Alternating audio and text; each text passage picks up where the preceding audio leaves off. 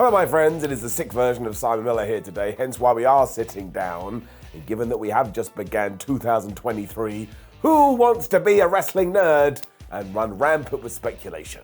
Me. And yeah, I know, who am I to do such things? But I tell you, it's just so damn fun. I want to do it anyway. WWE is about to get super entertaining though, or at least I think so, and it's all going to begin with the Royal Rumble. And if you're now saying to yourself, well, how can you possibly come up with this, Simon, when it all comes down to this premium live event? Because if Triple H gets it right, especially given it's his first one, it may change WWE forever. Why? Here's why.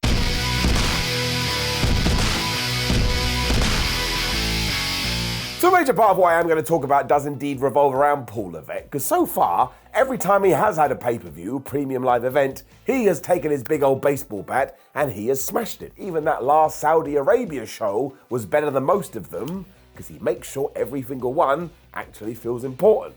There was definitely a time when that weren't true. I think the game knows this as well, because in many ways, this is his bread and butter. You're always going to get Raw, you're always going to get SmackDown, you're always going to get NXT, but when the product peaks once a month, if you are able to fire off a chigger of absolute love, all of a sudden people will start taking more interest, especially at something like the Royal Rumble. I mean, look at the things that we are already teasing. As I do say these words to you, John Cena just made his big return to WWE, and while he seems like he is a lock for WrestleMania, now even some reporters are going, hi, maybe he turns up at the January premium live event too. And could he take on Roman Reigns? I mean, we've certainly planted the seeds for the story. He gave the tribal chief an AA, and he threw him out the ring. I mean, there's no way that you'll be able to get him to do television because he's too busy as an actor. But given that he was announced for that SmackDown and they sold thousands of tickets and sold out that arena down in Florida, you don't think at least one person has gone, hey, John, would you like to do a little bit more? Of course they have. So now it's totally up to him. So that's one. He also now has crossover appeal because of what he is doing, and I know we like to poo-poo this and go, well, I don't enjoy the fact that all the celebrities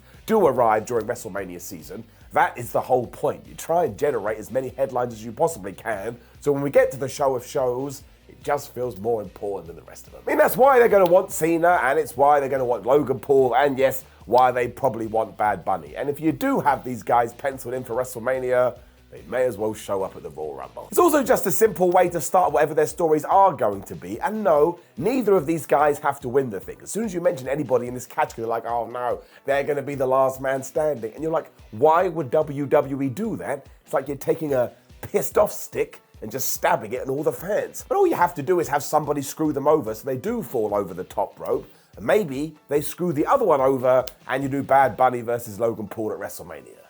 Although actually, please don't do that because Twitter can't handle it. The big cherry on top, though, is of course one Dwayne Johnson, because he is the biggest movie star in the world. And if somehow we can convince him to do WrestleMania, and we can convince him to be a surprise at the Rumble itself, well, I'm sorry, my friends, but that's going to be volcanic. So we have sorted all this out too. It means the Great One is coming back for his last match. That's it. There ain't no more going on after this. He's 50 years old, and it's been hard enough to lock him down for one. I very much doubt we're going to try and ever do it again. I mean, if WWE tries to pitch that, he's probably going to be 53, 54 years old, and Dwayne Johnson ain't going to want to do it then. So this is his damn time. If Triple H could also somehow sort that Rocky makes a surprise appearance at the Royal Rumble too, oh my gosh, push me down the stairs, that will actually break the internet. I mean, nobody's going to expect that in 2023, but don't forget there are options too. He doesn't have to be in the 30-man over the top rope elimination match. Given that it looks likely that it's going to be Roman Reigns versus Kevin Owens at the Royal Rumble, Roman's probably going to win that, so why don't you end the damn pay-per-view with "If You Smell," and out comes The Rock, and everybody just goes, holy crap. And the only shame there is that in my fantasy booking brain, this does make me a bit of a Sam Panda, because I was hoping we'd get to the Elimination Chamber pay-per-view, which is going to be in Montreal, and we do Roman Reigns versus Sami Zayn, because that's Sami's hometown, and people will lose their minds. Now, if you already know The Rock has confronted Roman, I don't think we're going to do that, but it is wrestling and you can do whatever you want. But also, listen to what I just said. Our plan A is The Rock versus Roman Reigns, and our plan B is the best long-term storytelling that WWE has done in years. Oh no, isn't this a terrible time to be a wrestling fan? It all just means that WWE is in a position where they may be able to light a flame under their product as they somehow go into their fourth ever two-night WrestleMania.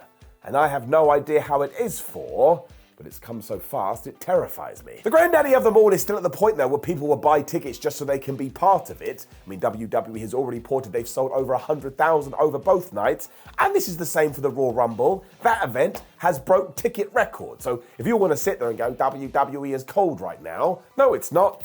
Ow, it's boiling hot. And yes, I just did that. You should want to hurt me. It also probably means that more people are watching on streaming than ever before, though, because these numbers usually correlate together.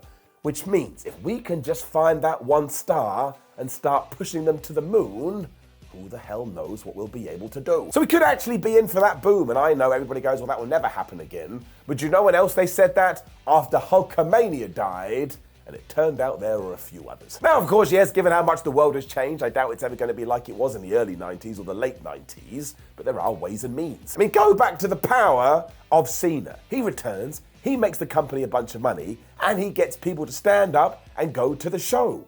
That's all WWE wants, so we just need to find John Cena too. Although don't make it John Cena 2, because that's what we did with Roman Reigns. I ain't going back to suffer and succotash. It's all just proof that it's the right guy at the right time. And if we do double back down to the Royal Rumble, there's every chance it does start here. Because let's say The Rock rings up Trips and says, listen, pal, I can't do it. You do have someone we know is coming back very soon, and his name is Cody Rhodes. Now, it's not going to have the same bang just because Johnson is such a huge star, but hardcore fans will love it. And if you do it the right way, I think we all agree the American Nightmare can continue to climb that ladder. Who the hell knows where it ends? I also just like to go off my own feelings as if I am a Jedi, and just when I look forward to the Royal Rumble, I feel it in my tum-tum, and I'm pretty damn excited. Even with all the chat, there's just something else that feels special in the air, and once again, if WWE can capitalize on that, you can ride the wave for a good few months. And usually it is us nerds that get the sensation first, and all of a sudden that kind of makes its way to other people. That's why I think WWE could be onto something here, or at least I hope they are, because if WWE does better, and AEW does better, and Impact does better, and New Japan does better, pro wrestling as a whole is better, and I want to support it all. If nothing else, it's just nice to be a positive Pete, and as you know, I am a positive Pete. When you do throw these feelings out into the universe, and they come back and smack you in the face, boy howdy, it's just nice. So, I will tell you to keep an eye on this one, because I do believe a good wave is coming, and now Hornswoggle win the Royal Rumble, they'll be like 2010 all over again, and I'm gonna have to come on here and do a video about it, and that's. Now please do leave a comment below and let me know a few things. 1, what the hell is gonna happen at the Royal Rumble? 2, do you think it's gonna be a seismic event? And 3, who do you think is going to win? Also, please do like the video, share the video, and subscribe. Head over to whatculture.com, where we will keep you up to date with all the latest of that Royal Rumble, and there'll be loads of news. Make sure you follow us on social media at WhatCultureWWE and SimonMeta316, and there will be a lot of videos. Some of which will be about the Royal Rumble, so if you want to get excited,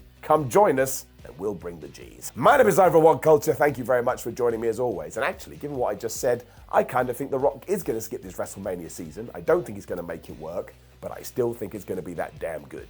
That's how much faith I have in it. So I lay back. Now the coughs come, which is kind of good because it is the end of the video. I'm going to be completely honest with you. This was so damn hard. I need to go lay down.